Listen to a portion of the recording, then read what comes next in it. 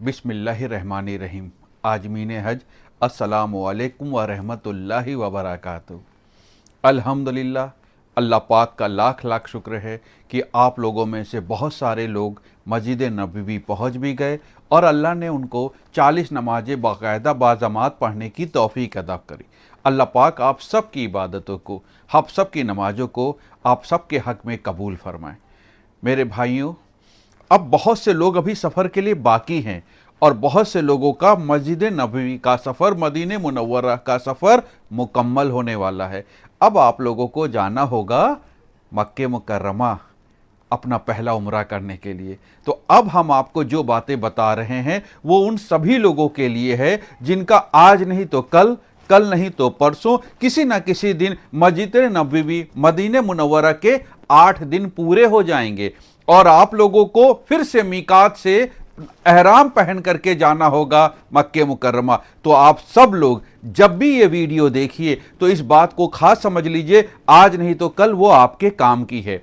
और जो लोग यहाँ लखनऊ से, इंडिया से 9 तारीख के लिए गए हैं उनके लिए तो ये बहुत ही काम की है, क्योंकि अब आपको इसमें बताई गई सारी बातों को खास ख्याल से, पूरे ध्यान से, मन से समझना है।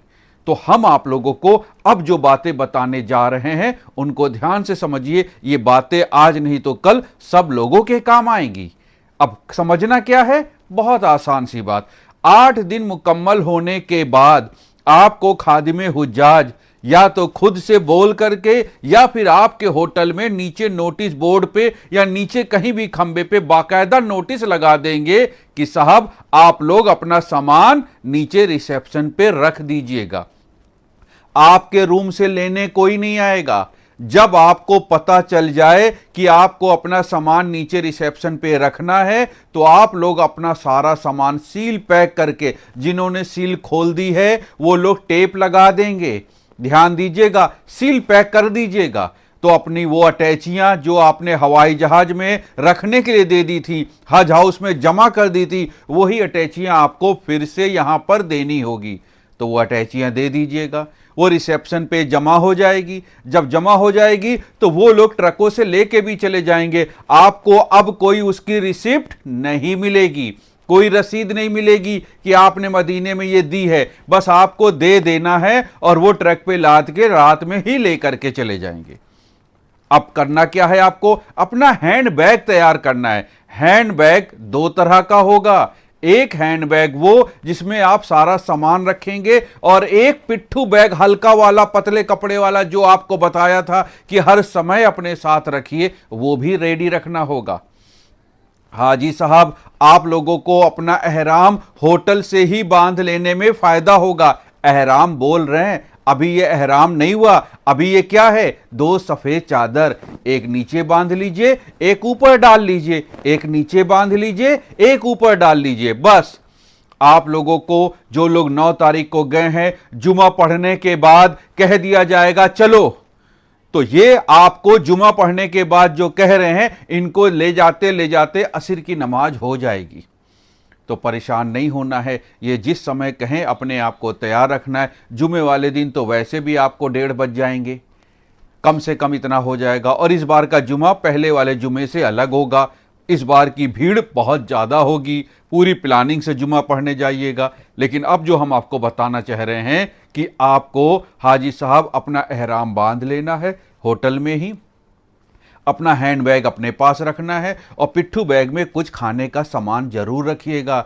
ये मदीने से मक्के का जो सफ़र है ये 8 से 10 घंटे का है साहब।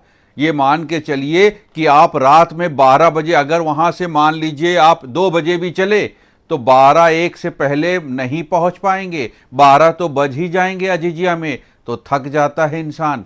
खाने पीने का सामान रख लीजिएगा। रास्ते में जिस जगह पर भी गाड़ी रुकती है उस जगह पर बहुत उम्दा खाने का इंतजाम नहीं होता। लखनऊ जैसे ढाबे नहीं होते, ऑयली फूड होता है। आपको इन सब चीज़ों से अपने आप को बचाना है अब, क्योंकि अब जो चीज़ करने जा रहे हैं वो है हज का इम्पॉर्टेंट पार्ट, उम्रा। ये हज का ही उम्रा है।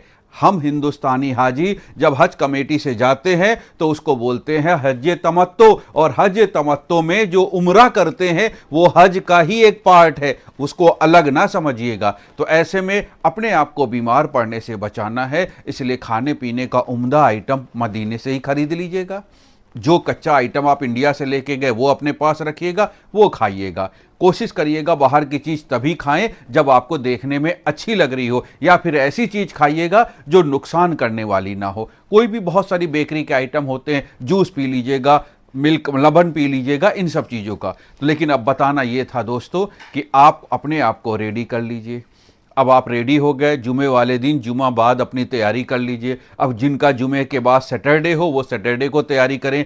आपके होटल के नोटिस बोर्ड पर नोटिस लगेगी, उसमें आपका जो नंबर है, कवर नंबर, वो कवर नंबर लिखा होगा और किस बस पे बैठना वो भी लिखा होगा। बस का नंबर कैसे दिया जाता है समझिए, लिखा होगा 1 नंबर बस, 2 नंबर बस, 3 नंबर बस, 5 नंबर बस, 8 नंबर बस, ऐसे लिखा जाता है।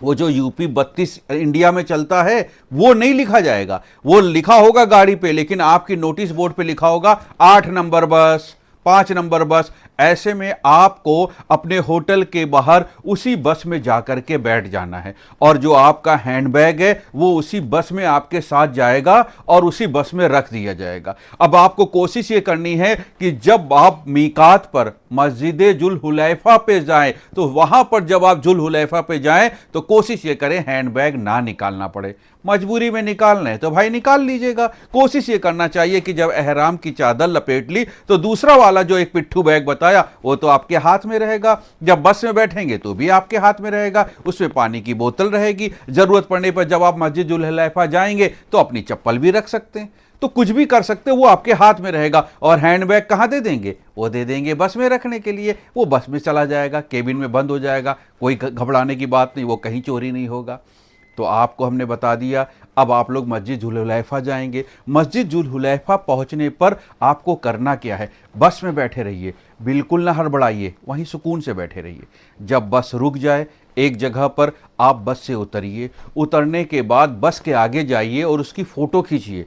फ़ोटो बस की खींचना जरूरी है, बस नंबर की फ़ोटो। ड्राइवर का भी नंबर नोट कर लीजिए, भैया ड्राइवर जी अपना नंबर बता दीजिए, वो भी नंबर नोट कर लीजिए। बस की आगे पीछे से फ़ोटो खींच लीजिए। बस कहाँ पर खड़ी है दिमाग से लगा लीजिए कि अच्छा ये बस खड़ी है और यहाँ पर अच्छा ये निशानी है, अच्छा ये निशानी है, अच्छा ये निशानी, निशानी भी देख लीजिए। सैकड़ों बस होंगी, आप अगर ये सब चीज़ें नहीं करेंगे, वापसी में आपको सब एक जैसी बसें दिख रही होंगी, तो भाई बसें कैसे ढूंढेंगे आप, फिर परेशानी। तो अभी तक जो परेशानी ना नहीं सीखा, उठानी थी उठा ली, अब आपको गलती नहीं करनी। तो अब आपने अपने बस की सारी फोटो खींच ली, मोबाइल नंबर भी ले लिया ड्राइवर का। अब आप अपने हस्बैंड और वाइफ जो भी आपके साथ गई हुई हैं उनका हाथ पकड़िए, हाथ नहीं छोड़ना है, हाथ पकड़ना है, चाहे ऐसे में ऐसे हाथ डाल के, चाहे ऐसे हाथ पकड़ के, हाथ पकड़िए। धीरे कदमों से चुपचाप जाइए मस्जिद जुल हुलैफा। वहां पर आप जब आगे बढ़ के जाएंगे तो पता चलेगा साहब लेडीज इधर जा सकती हैं, जेंट्स इधर जा सकते हैं। तो लेडीज इधर जाएंगी, जेंट्स इधर जाएंगे, कोई बात नहीं भाई, लेडीज इधर गई, जेंट्स इधर गए। तो उनको बता दिया अपनी साथ गई लेडीज को कि हज्जिन साहिबा आप वजू बना के 2 रकात नमाज पढ़ के उम्रे की नियत करके यहां पर आके मिलिएगा, मैं आपको यहीं मिलूंगा। तो वो एक निशानी बता दी कि मैं यहीं मिलूंगा। तो हज्जिन साहिबा उधर चली गई, हाजी साहब दूसरी तरफ चले गए। अब हाजी साहब जब दूसरी तरफ चले गए तो क्या हुआ, कुछ नहीं, सिर्फ इतना सा करना था कि हाजी साहब गए अंदर, अगर वजू नहीं है ताज़ा कर लिया, वजू बनाया, वजू बनाने के बाद सीधे अंदर गए। अंदर जाने के बाद अब आपको कुछ नहीं करना है, किबला रुक करके अपनी तनहा नमाज पढ़नी है, 2 रकात। 2 रकात नमाज पढ़ेंगे। ऐसे में वो जो एहराम की चादर आपने पहन रखी है वो सर पे ढकेंगे, टोपी तो होती नहीं है, उसको सर पे ढक लेंगे और सर पे ढक करके बाकायदा 2 रकात नमाज नफिल पढ़ेंगे। दोस्तों 2 रकात नमाज नफिल उम्रे की पढ़ने के बाद आपको करना ये है कि अब जब आप सलाम फेरेंगे तो कोशिश ये करिएगा इसमें कि पहली रकात में कुल या अय्युहल काफिरून, कुल या अय्युहल काफिरून, और दूसरी रकात में कुल उल्लाहु अहद, कुल उल्लाहु अहद। तो कुल उल्लाहु अहद और कुल या अय्युहल काफिरून ये पढ़ना है आपको। जब ये पढ़ लेंगे उसके बाद सलाम फेरने के बाद सर से हटा देंगे एहराम की चादर को और नियत कर लेंगे। जिस भी जुबान में आपने नियत याद करी है उस जुबान में करिए, या अल्लाह पाक मैं उम्रे की नियत करता हूँ, या अल्लाह इसे हमारे लिए आसान फरमा, हमारे हक में कबूल फरमा। और जैसे ही बोले कबूल फरमा, उसके बाद कहेंगे लब्बैक अल्लाहुम्मा लब्बैक लब्बैक ला शरीक लका लब्बैक इन्नल हम्दा व नियमता लकाउल मुल्क ला शरीक लक। 3 बार, 1 बार, 2 बार, 3 बार, 3 बार बोलने के बाद, 3 बार बोलने के बाद अब आपको लगातार बोलते रहना है। पहले बार 3 बार, उसके बाद याद आए बोलते जाइए। बस में आके बैठेंगे बोलते रहेंगे लब्बैक लब्बैक हर वक्त। ये आपका कलमा अब रुकना नहीं चाहिए, ये तलबा रुकना नहीं चाहिए। कब तक? जब तक आप खाना काबा पे अपनी नज़र ना डाल लें। पहली नज़र जब तक ना पड़ जाए आपको ये बोलते रहना है, पढ़ते रहना है। अब आप ये करके बाहर आएंगे। आपके साथ जो लेडीज साथ में गई हुई हैं उन्होंने जहां पर डिसाइड किया था वहीं पर खड़े होंगे और खड़े होकर उनका इंतजार करेंगे। जब वो आ जाएं तो उनका हाथ पकड़ के आएंगे और बस में अपनी जगह पर बैठ जाएंगे। बस में मारा मारी बिल्कुल नहीं होती। जितनी चेयर होती हैं उतने ही हाजी बैठाए जाते हैं, किसी को खड़ा होकर के जाना नहीं होता है। अब आप बैठ जाइए। अब बैठ जाने के बाद चूंकि आपने नियत कर ली तो अब आपके ऊपर एहराम की पाबंदी आ गई। अब आप बार बार मुंह ना पोंछिएगा, बार बार सर में खुजली ना करिएगा। अब आप खामोश होकर बैठिएगा और तलबा पढ़ते रहिएगा। भूख लगे तो जो सामान आपके बैग में रखा है वो ले लीजिएगा, वो खा लीजिएगा। मस्जिद जुल्हुलैफा के पास मार्केट भी है जहाँ पर केले, सेब, अमरूद, मौसम्बी, संतरे सब कुछ मिलता है। आपको जो फ्रूट अच्छा लग रहा हो खरीद लीजिएगा। भाई 6 केले दे दो, भाई आधा किलो सेब दे दो। ये सारी चीज़ें खरीद के अपने पास रखिएगा। पूरे सफ़र में आप खाते रहिएगा। पानी की दिक्कत नहीं होगी, बस में पानी भरा रहता है। रास्ते में बस जहाँ रुकेगी पानी मिल जाएगा। जूस खरीदना पड़ता है, पानी फ्री में मिलता है। कोई परेशानी नहीं होगी इंशाअल्लाह। अब तलबा नहीं छूटना है। तो यहाँ तक आपको बात बता दी। अब एक आखिरी बात दोस्तों, अब चूँकि आपका सफ़र मदीने मुनव्वरा का बस विदाई वाला सफ़र है, तो अब आपको करना यह है कि जब आप मदीने में अपनी आखिरी नमाज पढ़ करके, वो कोई भी वक्त हो सकता है, वो फजर का हो सकता है, वो जोहर का हो सकता है, वो असर और मगरिब का हो सकता है, वो ईशा का हो सकता है, जब नमाज पढ़ लीजिएगा और उसके बाद अगर आपको मौका मिले तो अपना विदाई सलाम करने चले जाइएगा रोज़े पे। अगर आप अंदर जा सकते हैं तो अंदर जाके करिएगा, वरना बाहर से करिएगा। अपना आखिरी सलाम पेश करिएगा। पीछे की तरफ पीठ को मस्जिद की तरफ ना करके सीने को ही मस्जिद की तरफ, सीने को ही गुम्बद खिजरा की तरफ रखते हुए धीरे धीरे थोड़ा सा पीछे की कदम बढ़ाइएगा और बस उस तरह से विदा लीजिएगा कि जैसे हम अपनों से विदा ले रहे थे इंडिया में जब हज पर जा रहे थे, उसी तरह से विदाई आपको लेनी की। या रसूल अल्लाह, पता नहीं अब कब मौका मिले, या रसूल अल्लाह हमारा सलाम कबूल कर लीजिए। और उस विदाई को अपने आँखों में बसाते हुए, आँखों से बात करते हुए धीरे धीरे वापस अपने होटल की तरफ आइएगा। और जब होटल की तरफ आ जाइएगा, जब तक मस्जिद नबी की मीनारें आपको बस में दिखती रहें, आप उसको ताकते रहिएगा, उसको देखते रहिएगा। बिल्कुल वैसे ही जैसे कोई अपना विदा हो रहा होता है तो अपने घर की दीवारों को देखता रहता है, वैसे ही और आपका दिल और आपकी आंखें उस जज्बात को बयान कर रही हों। और जैसे ही वो मीनारें आपकी आंखों से ओझल हो जाए, अपने माइंड को तुरंत डाइवर्ट कर लीजिएगा। अब आप समझ लीजिएगा कि अब आपको एक और बड़ी खुशी मिलने, यहाँ पर आपको तकलीफ़ थी, गम था बिछड़ने का, अब आपको उस खुशी का इजहार करना है अपनी आंखों से। अब आपकी आंखें इस बात पे नहीं रोनी चाहिए कि आप कहीं विदा हो रहे थे। अब आपकी आंखों में इस बात की खुशी होना चाहिए कि अब आप कहाँ जा रहे हैं, उसके लिए जा रहे हैं जिसके लिए आपने पूरी ज़िंदगी दुआएं करी। या अल्लाह एक बार अपना घर दिखा दीजिए, या अल्लाह अपना घर दिखा दीजिए, बस आप उसके लिए जा रहे मेरे भाई। और वो आपकी आंखों में होना चाहिए। और उसी आंखों को लिए, उसी सपने को लिए आप मस्जिद जुल्हुलैफा जाएंगे, अपना एहराम बांधेंगे और उसके बाद आकर के गाड़ी में बैठ जाएंगे। दोस्तों, जिस वक्त गाड़ी में बैठेंगे उस वक्त जो टाइम हो रहा होगा, ये मान के चलिएगा वो उतने ही बज रहे होंगे जब आप वहाँ पहुँचेंगे। हो सकता हो आधा 1 घंटा आगे पीछे हो जाए, लेकिन टाइम लगता है। डिस्टेंस कितनी है? लखनऊ से दिल्ली जितनी दूर है इतनी ही डिस्टेंस है, इससे 2 4 50 10 20 50 किलोमीटर ज़्यादा होगी, कम नहीं होगी, तो ज़्यादा हो सकती है। ऐसे में आपको ये बात का प्लान कर लेना है कि अब सफ़र हमारा लंबा है, आपको सोने का मन करे कार बस में सो जाइएगा, मुंह पे कुछ ना डालिएगा, जैसे रुमाल है, जैसे तकिया है, जैसे चादर है, जैसे तौलिया है, मुंह पे कुछ नहीं ढकना है। बाकी आप पूरे बदन पे कुछ भी ढकें, कोई परेशानी नहीं, मुंह नहीं ढकना चाहिए। अब जो वजू बनाने की ज़रूरत पड़ जाए, ऐसी जगह पर मस्जिद बस रुके जहाँ पर नमाज पढ़नी हो, तो अब आप जो नमाज पढ़ेंगे वो कौन सी पढ़ेंगे समझ लीजिए। पहली बात तो जब वजू बनाएंगे तो वजू बनाने में कुल्ली जैसे करते हैं वैसे करें, चाहे गरारा करे, चाहे ऐसे करे, चाहे ऐसे करे, कोई दिक्कत नहीं, लेकिन पानी से जब नाक पे पानी डालें तो ऐसे डालें बस हल्का सा, और उसके बाद जब पानी मुंह पे डालें तो ये बस, ये नहीं, ये जो हम लोग करते हैं ये भाई ये ना करिएगा, क्योंकि ये करने का मतलब है आप अपना रोया अपनी गलती से तोड़ लें। आपको मुंह को गीला करना है, गीला करना है, पानी लिया गीला करना है, जो भी है धीरे, ये नहीं, ये सब कुछ ना करिएगा। और उसके बाद जब आपको हाथ धोना पड़े तो हाथ को बस ऐसे पानी डाल लिया, ऐसे पानी डाल लिया, बस गीला, ये नहीं,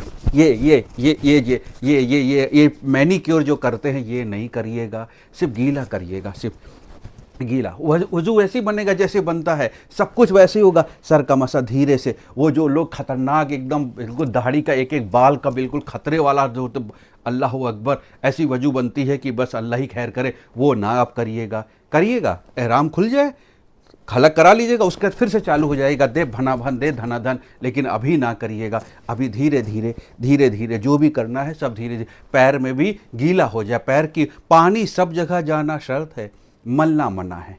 पानी नहीं गया, हिस्सा सूखा रह गया तो वजू नहीं मानी जाएगी, और बिना वजू के भाई कौन सी नमाज। तो इसलिए गीला हो जाए, इस बात का ख्याल रखना है आपको, गीला हो जाए, बाकी मलना नहीं है। अब बात आई कि भाई नमाज कौन सी पढ़ेंगे। आपको रास्ते में किसी भी जगह पर जो भी नमाज का वक्त हो, असर का सिर्फ 2 रकात, मगरिब का सिर्फ 3 रकात, ईशा का 2 रकात ईशा की फ़र्ज और 3 रकात वितिर, फजर का सिर्फ 2 रकात, जोहर का सिर्फ 2 रकात।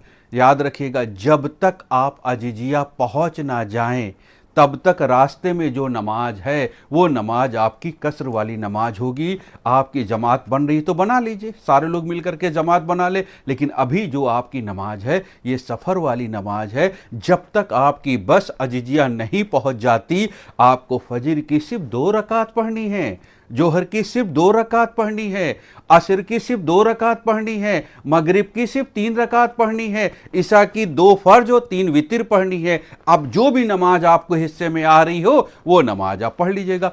बस सब जगह नहीं रुकती है, ईशा की नमाज के लिए बस नहीं रुकेगी, क्योंकि ईशा का वक्त बड़ा होता है, तो वो आपको अजिजिया पहुंचाएगी। और जब आप अजिजिया पहुंच जाइए तो जैसे अजिजिया पहुँचेंगे, पहुँचने के साथ जो बातें आपके साथ होंगी वो हम आपको पार्ट 2 में बताएंगे। ये हमारा पार्ट 1 है, इसको बहुत ध्यान से समझिए, एक बार नहीं 2 बार देखिए, और अगर इसमें कोई सवाल आपका आ रहा हो तो वो हमसे ज़रूर से पूछिए, हम इंशाल्लाह आपको पूरा बताएंगे। अस्सलामु अलैकुम व रहमतुल्लाहि व बरकातहू।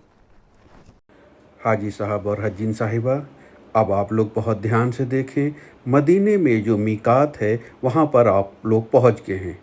ये है मस्जिद जुल हुलैफा, मस्जिद जुल हुलैफा। यहाँ पर आप लोग 2 रकात नफिल नमाज पढ़ करके उम्रे की नियत करेंगे। जितने लोग भी मदीने से मक्के मुकर्रमा उम्रे की नियत से जाएंगे, वो लोग यहीं पर, ये उनकी मीकात है, यहीं पर आकर के वो लोग उम्रे की नियत करेंगे।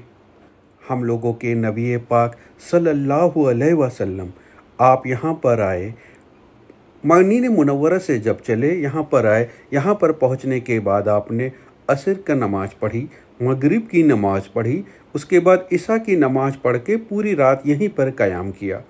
सुबह फजर की नमाज पढ़ करके फिर मक्के मुकर्रमा के लिए रवानगी हुई। आप लोग ये देखे सामने गुसल खाने दिखे आप लोगों को, और यहाँ पर नहाने का भी पूरा इंतज़ाम है, वॉशरूम वगैरह भी है, फ्रेश भी हो सकते। यहाँ पर जो लोग एहराम पहन के नहीं आए हैं वो लोग यहाँ पर एहराम पहनेंगे। और जो लोग मदीने होटल से एहराम पहन करके आए हैं वो यहाँ पर चाहें अगर वज़ू ताज़ा करना, वज़ू ताज़ा करना, तो वो वज़ू ताज़ा करके फिर अपनी 2 रकात नफिल नमाज पढ़ेंगे। यहाँ पर वज़ू खाने का भी बाकायदा बहुत अच्छा इंतज़ाम है। यहाँ पर जूते वगैरह आप लोग उतार करके रख करके अंदर देखिए मस्जिद। यहाँ पर 2 रकात नफिल नमाज पढ़ी जाएगी और उम्रे की नियत करी जाएगी। दोस्तों, एक हदीस के मुताबिक हमारे नबी पाक सल्लल्लाहु अलैहि वसल्लम आपने फरमाया कि अल्लाह ताला ने आपको बताया कि ये जगह वादी मुबारक है। तो ये जगह बहुत मुबारक है। ऐसे लोग भी जो इस मस्जिद के पास से गुजरते हैं, अगर उनको उम्रे पे नहीं भी जाना है तो भी यहाँ पर रुक करके 2 रकात नफिल नमाज अदा करते हैं। देखिए बहुत खूबसूरत मस्जिद है। अल्हम्दुलिल्लाह ये मस्जिद का मेहराब है। बहुत खूबसूरत मस्जिद है, आप लोग देखिएगा। ये जो जगह देख रहे हैं आप, इस जगह पर किसी ज़माने में एक दरख्त हुआ करता था।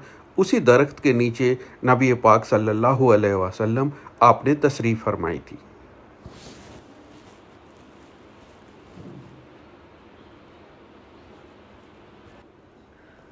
हम लोग जैसे इंडिया से जाते हैं तो हम लोगों को जद्दा जाना हो जाता है उम्रा करने के लिए, लेकिन जो लोग फ़िलिस्तीन से आते हैं, सीरिया से आते हैं, उनको इधर से ही होके गुजरना पड़ता है, तो उनकी मीकात यहीं पर है। टर्की के भी लोग इधर ही से होके गुजरते हैं, उनकी भी मीकात यहीं पर है। यहीं से वो उम्रे की नियत करके जाते हैं। पहले यहाँ पर खाली मैदान था, पहाड़ थे, उन पर कुछ दरख्त थे। उन्हीं दरख्तों का नाम था हुलैफा, तो उसी के निस्बत इस मस्जिद का नाम पड़ गया जुल हुलैफा। इस तरह से आप लोग समझ गए कि मदीने मुनव्वरा से जिनको भी उम्रे की नियत करके मक्के मुकर्रमा के लिए सफ़र करना होगा, वो यहीं पर आकर के, उनके लिए यही मीकात है, यहीं से आकर के वो उम्रे की नियत करेंगे। ये हमारे नबी पाक की सुन्नत भी है और वादी मुबारक भी है। तो इस जगह की बहुत ही फजीलत वाली जगह है। ये बहुत ही खुशकिस्मत हैं अल्हम्दुलिल्लाह आप लोग। अल्लाह ताला ने आप लोगों को यहाँ की सादत अता फरमाई। अब आप लोग मस्जिद को बाकायदा देखें ध्यान से। यहाँ पर आप लोग अगर कुछ ऐसा सामान जो लाना भूल गए हैं बाई चांस इंडिया से, और मदीने में भी आप लोग का लेने का रह गया है, तो उसकी भी दुकानें आप लोगों को यहाँ पर दिख जाएंगी। वो मस्जिद के ही कैंपस में अंदर दुकानें हैं। यहाँ से खाने पीने का भी सामान ले सकते हैं, फल फ्रूट्स वगैरह जो भी लेना चाहें अल्हम्दुलिल्लाह सब कुछ यहाँ पर मिलता है। तो यहाँ से अब आप लोग अपनी पूरी तैयारी करके अब मक्के मुकर्रमा के लिए अपना सफ़र करेंगे। जब बस से आइएगा तो ये ज़रूर ध्यान रखिएगा, बस से उतरते ही अलग अलग ना हो जाइएगा, ग्रुप पे ही रहिएगा। और जिस बस से आए हैं उस बस की फ़ोटो ज़रूर खींच लीजिएगा, क्योंकि भीड़ बहुत होती है। ऐसे में लोग भूल जाते हैं 50 बस खड़ी है, आपकी बस कौन सी है, उसके नंबर की भी फ़ोटो खींच लीजिएगा। और आप बस ड्राइवर का भी मोबाइल नंबर नोट कर लीजिएगा। साथ साथ जो हज्जिन साहिबा और हाजी साहिबा साथ में हैं, वो लोग एक दूसरे को नहीं छोड़ेंगे। लेडीज़ की नमाज़ पढ़ने की जगह अलग होगी।